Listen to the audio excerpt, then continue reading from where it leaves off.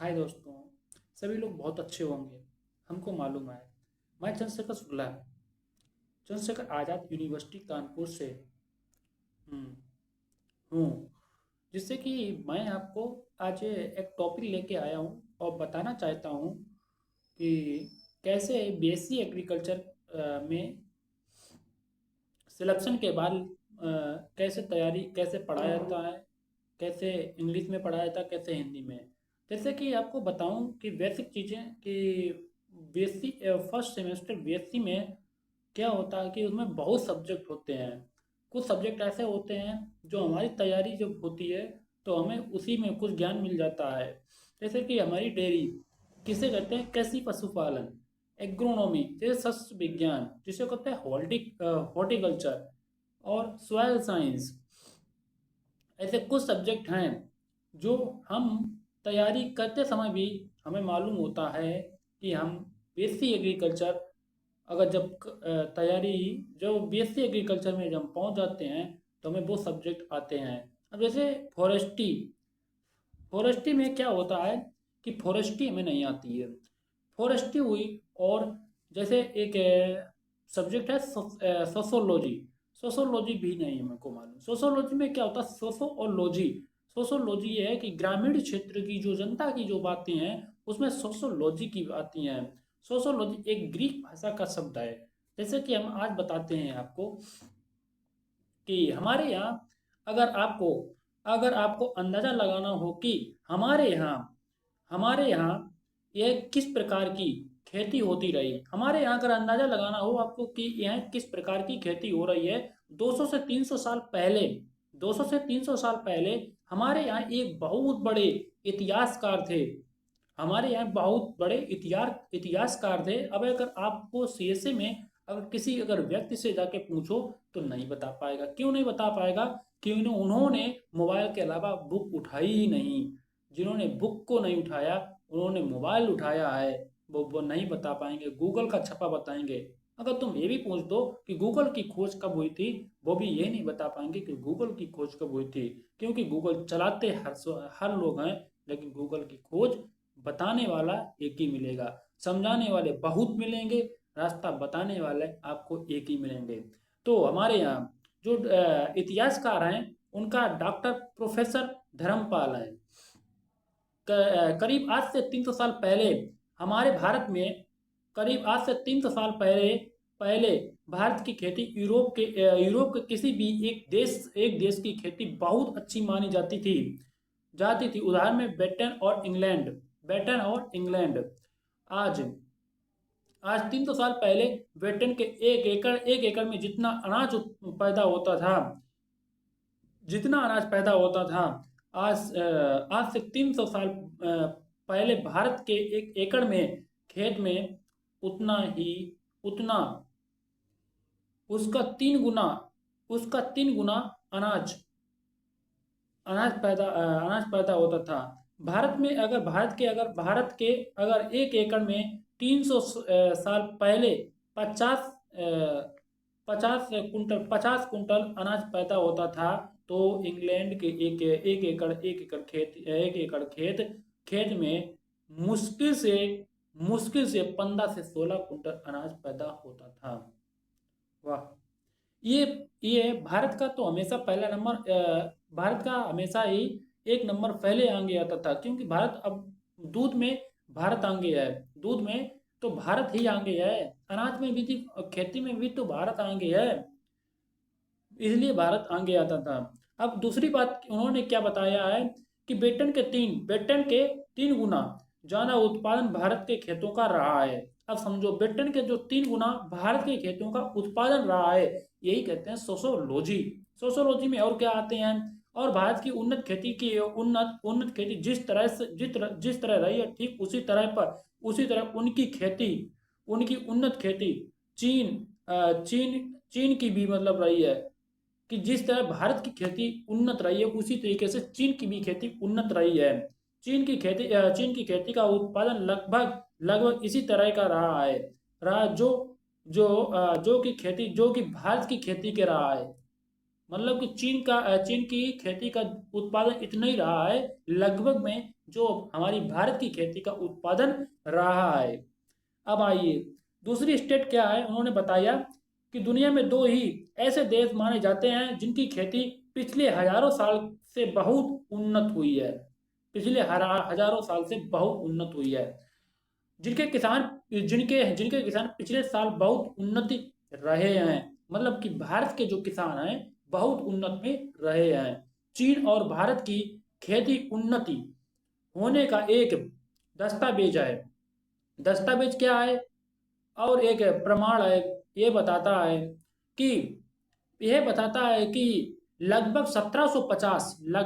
1750 के करीब भारत और चीन का दोनों देशों का मिलाकर दोनों देशों का मिलाकर कुल उत्पादन जो होता था, सारी दुनिया का कुल उत्पादन वो 70% होता था सिर्फ भारत और चीन का। सिर्फ भारत और चीन का। माना कि आप यहीं से समझ लीजिए कि जो भारत और चीन का जो उत्पादन होता था वो 70% होता था। अदर जो हमारे ब्रिटेन और इंग्लैंड का जो उत्पादन है वो एक अलग है। वो कितना परसेंट है, वो 15 से 16% है। और जो हमारे भारत और चीन का जो उत्पादन है वो हमारे 70% में आ रहा है। सन 1820 तक जब अंग्रेजों का शासन हमारे भारत में शुरू हो गया था, हमारे 1820 में जब अंग्रेजों का जो शासन हमारे भारत में शुरू हो गया था, 1760 में शुरू 1760 में शुरू माना जाता है।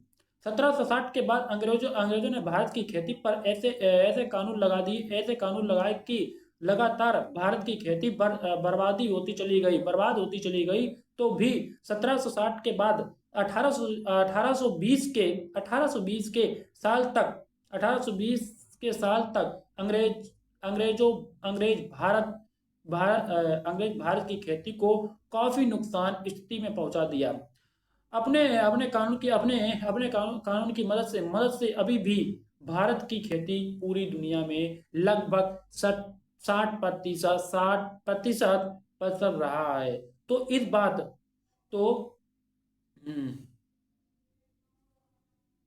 तो इस बात से अंदाजा लगता है कि कितनी उन्नत खेती खेती से जुड़े उद्योग रहे होंगे। कितनी उन्नत खेती से कि हमारे भारत मतलब कि उद्योग रहे होंगे इस देश में। इसके अलावा खेती और किसानों से जुड़े हुए लोगों की समृद्धि बहुत रही होगी। और इस देश में अनाज आज से 200 से 300 साल साल पहले का समृद्धशाली किसान ही माना जाता था, जिसे कहते हैं किसान ही माना जाता है। हमारे देश में हमारे हमारे हमारे देश में करीब 50 के आसपास मैसूर नाम के राज्य में 1 लाख से ज्यादा तालाब माने जाते। अब ये क्या है कि 1 लाख से ज्यादा तालाब क्यों माने जाते थे, आइए और बताते हैं आपको हम। माने जाते हुआ करते थे। हिंदुस्तान में आजादी के पहले करीब 7.5 लाख गांव होते थे। और और औसत इस बात का निकल कर आता है, इस देश का कोई भी ऐसा गांव ना हो जिसमें तालाब ना हो। माना कि जो हमारी कृषि है जो हमारी कृषि है ये कृषि किस पर निर्भर होती थी, कि हमारी कृषि जो ये निर्भर होती है कि जो हमारे 1750 में आसपास के मैसूर नाम से एक मतलब कि 1 लाख से ज्यादा जो तालाब थे। मतलब कि 1750 में 1 लाख से ज्यादा जो तालाब थे, तो 1700 लाख जो 1 लाख से ज्यादा जो तालाब थे। तालाबों से क्या जुड़ा हुआ है, तालाबों से ये जुड़ा हुआ है कि जिससे कि हमारे जो तालाब थे पहले हम उनसे सिंचाई कर लेते थे, और हमारे जो तालाब थे वो पानी प्रतिदिन भरा रहता था और भूमि का निछालन होता था। और बात जो हमारा पाताल है उसमें क्या होता है, उसमें पानी की कमी नहीं कमी होती थी। आजकल हमारा देश क्या हो गया है कि सबने पक्का अपना अपना घर बना लिया। सबने अपना अपना पक्का घर बना लिया। किसानों ने खेत में नालियां भी पक्की बना ली। और क्या हुआ कि हमारे जो सड़क भी थी जो कच्ची ग्रामीण क्षेत्र में, उन्होंने भी पक्की बना दी।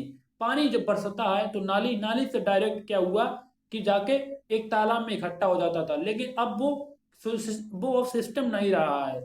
वो क्यों नहीं रहा है कि जैसे आजकल जो मीडिया है, जैसे आप कानपुर में मान लीजिए, कानपुर के अदर किसी भी क्षेत्र में, जैसे चौबेपुर हो, जैसे महाराष्ट्र चौबेपुर में आ जाइए, चौबेपुर के आप मकड़ी खेरा पे आ जाइए। जैसे कि कुछ ऐसे लोग होते हैं कानपुर के आसपास, जैसे बारिश हुई, बारिश होने के बाद क्या हुआ कि जैसे आज तक मीडिया वहां पर पहुंच गई, मीडिया ने दिखाया कि कानपुर में इतनी भयंकर से बारिश हुई कि जिससे कि तीन चार दुकानों में पानी भर चुका है, कि मतलब कि बारिश भी नहीं हो रही थी, और बारिश हो भी गई तो हमारे पतार तक पानी नहीं पहुंचा कि तीन चार दुकानें डूब गई। ये हमारी मीडिया का आजकल कार्य चल रहा है। तो मीडिया किसान करे तो करे क्या, पहले कानपुर में ही बता रहा है। पहले कानपुर में क्या था कि जैसे 10 से 15 फीट पे मतलब कि खोदो, खोदने के बाद आप एक टुल्लू पंप रख दो और वहां से सिंचाई कर सकते थे। लेकिन आज क्या हो गया है कि 150 नीचे पाइप जाता है, और उसके बाद तब भी ये कार्य नहीं हो पाता, सिंचाई नहीं हो पाती है। नहर क्या हुआ, नहर भी आना, नहर में भी पानी बंद हो गया आना, बम्बे में भी पानी बंद हो गया, क्योंकि पानी की कमी इतनी है कि बता नहीं तुम्हें सकते। पानी की बचत ग्रामीण क्षेत्र में आप चलो जाओ, रूरल एरिया में, जिसे कहते हैं रूरल एरिया, रूरल एरिया में क्या है कि किसान हमारा पानी से समझ ही नहीं रहा है, को समझ ही नहीं रहा है। जिससे कि एक मग्गा या एक चुल्ली से हाथ धोना है तो वो 10 मग्गा को पानी को फैला रहा है, बर्बादी कर रहा है पानी की। जैसे कि हम किसी अगर किसान को समझाओ तो वो समझ में नहीं आएगा। क्यों नहीं आएगा? क्योंकि वो ये कहेगा बहुत पढ़ा लिखा आ गया, पहले तो यही तो पैदा हुआ था, ऐसे कहेगा। लेकिन अब क्या हुआ है कि हमारी अगर पानी की अगर तुम बर्बादी करोगे तो किसी दिन पानी की कमी ऐसी हो जाएगी, जिस तरीके से महाराष्ट्र में, जिस तरीके से जोधपुर राजस्थान में, कभी बाड़मेर में चले जाना, बारिश की एक एक बूंद को सुरक्षित रखा जाता है। और वहां पर गेहूं की खेती नहीं होती है, बाजरा की खेती होती है। क्यों की बाजरा की खेती होती है? क्योंकि वहां की पानी मात्रा कम है। वहाँ की फसल जो होती है वो पानी एक और दो पानी में पूर्णतया हो जाती है। और गेहूं के पानी को हमें चाहिए 6 पानी, गेहूं की फसल को हमें चाहिए 6 पानी, और वो 6 पानी लेके कहाँ से आए, ये समस्या है हमारी किसानों की। अब जैसे नेक्स्ट बात करते हैं। नेक्स्ट में क्या है कि वर्षा की एक एक बूंद को, एक एक बूंद को हिंदुस्तान में उनकी ही बरसाने उनकी ही पाने की पाने की परंपरा रही है। जिस राजस्थान थान को आज हम जानते हैं, और हम ऐसा मानते ही बहुत मरु भूमि है। मतलब कि बहुत मरु क्या है, बहुत वहाँ की जो भूमि है वहाँ पर पानी नहीं है। वहाँ की जो भूमि है, अगर मिट्टी या गर्मियों में ऐसे ऐसे करके हाथ में रगड़ दो तो वहां पे आग निकल जाएगी। क्योंकि वहां का जो तापमान है इतना तेज है, बता नहीं सकते। क्योंकि वहाँ क्लाइमेट बहुत अधिक जो हमारा जो वाटर तो है ही नहीं वहां पर। वहां पे फव्वारा सिंचाई विधि की मदद ली जाती है, ड्रिप इरिगेशन जिसे कहते हैं फव्वारा सिंचाई विधि। ये विधि इजराइल से आई थी, लेकिन ये राजस्थान में यूज की जा रही है, क्योंकि ये पानी की कमी का ये हमारे किसान। और जिससे कि फिर आते हैं, सूखा पड़ता है, सूखा पड़ता है। कृषि उत्पादन उसी के उसी के आधार पर है कि पानी जितनी प्रचुर मात्रा में उतना ही उत्पादन अधिक होता है। जैसे कि प्रचुर जितनी धान को अगर आप अधिक पानी दो तो हमारा उत्पादन क्या बढ़ेगा क्या घटेगा? बढ़े ही घटोगा। धान को पानी चाहिए अधिक, और आप पानी दे रहे हो कम, तो जब कम पानी दोगे तो हमारा उत्पादन घटेगा। और उत्पादन में धान में जो लेना है तो पानी को पूरा करना है। जैसे एक व्यक्ति को जैसे कि बुखार आया। अब माना कि हम आपको एक बात और बता रहे हैं, अगर आप एग्रीकल्चर से हो तो हम आपको जरूर एक बात बताऊंगा। एग्रीकल्चर के विद्यार्थी क्या करते हैं, जैसे कि बुखार आया आपको, ठीक है, और एग्रीकल्चर के अगर स्टूडेंट हो तो समझ जाओगे जल्दी। आपको जैसे फीवर आया, फीवर डॉक्टर ने आपको दवाई दी, दवाई देने के बाद कहा कि बेटा क्या है कि रोटी का इस्तेमाल मत करना। रोटी का इस्तेमाल क्यों नहीं करना? क्योंकि उसमें होती कार्बोहाइड्रेट। कार्बोहाइड्रेट अगर खाओगे तो नुकसान होगा आपको। कि जहर को ही जहर, जहर ही जहर खा रहे हैं आप। जैसे कि क्या हुआ कि आपको कहा फ्रूट खाओ, मतलब कि फल खाओ, और आपने गए मार्केट में एक ऐसा सेब चुना, जैसे कि दो सेब की ठिलियां पर लगा, ठिलियां दो लगी थी सेब की, और एक पे रखा था खराब, जिसमें चित्ते वाला एक पे रखा था इतना अच्छा चमकता हुआ, जिस तरीके से अंडा चमक रहा होता है। वो तुमने क्या काम किया कि लेके सेब को 150 रुपए किलो वाला सेब लेके और खाया। जैसे कि आपको बुखार था और आपके शरीर में जहर पहले से ही है, फिर उससे भी तुम उस सेब से भी जहर ले रहे हो। यदि अगर ये बात मेरी अगर बेकार लग जाए थोड़ी देर के लिए, तो प्रैक्टिकल कर लेना। कभी कभी गर्म पानी को गर्म करना, और गर्म करने के बाद दोनों सेबों को भी डालना। जैसे कि एक बेकार जो चित्ता वाला जो सेब होता वो लेके आना, एक अच्छा वाला, दोनों गर्म पानी में डाल देना। देखना कौन सा रंग छोड़ता है, कौन सा रंग नहीं छोड़ता। क्योंकि रंग वह रंग क्यों नहीं छोड़ेगा? क्योंकि उसमें भी डाला गया था, लेकिन उस पर कोई इफेक्ट नहीं पड़ा। जैसे कुछ बालक ऐसे होते हैं, क्लास में समान बैठते हैं और टीचर पढ़ा के चले जाते हैं, कुछ को समझ में आता है, कुछ को समझ में आता ही नहीं है, कि उसे कहते हैं बैगन, बैगन के ऊपर पानी डालो और उतर जाएगा। ऐसा ही होता है। यह वहां पर बीजों की संख्या बहुत अधिक रही है, बहुत अधिक रही है, बहुत अधिक रही है। हमारे देश में आज से 150 साल, 150 साल या 200 साल पहले चावल की जिसे कहते हैं ओराया सटाइवा, ओराया सटाइवा की 1 लाख तक की प्रजातियां होती थी। किसानों के पास 1 लाख से ज्यादा एक लाख से ज्यादा धान की किस्म होती थी। देश में सैकड़ों किसान के बाजरे के बीज होते थे, लेकिन आज क्या हो गया कि सैकड़ों किसानों के पास जो बाजरे के जो बीज जो होते थे वो बंद हो गए। हमारा हाइब्रिड बाजरा चलने लगा, देसी की यूज खत्म हो चुकी है, देसी का खेल ही खत्म हो चुका है। क्यों खत्म हो चुका है? क्योंकि देसी का यूज इसलिए खत्म हो चुका कि वो लंबाई, मतलब कि हाइट उसकी ज्यादा होती थी, और उत्पादन भी कम देता था, और लेकिन वो स्वादिष्ट होता, खाने में स्वादिष्ट है, खाने में इतना स्वादिष्ट है कि हम आपको बता नहीं सकते। जय हिंद, जय भारत। मिलते हैं नेक्स्ट वीडियो वीडियो में।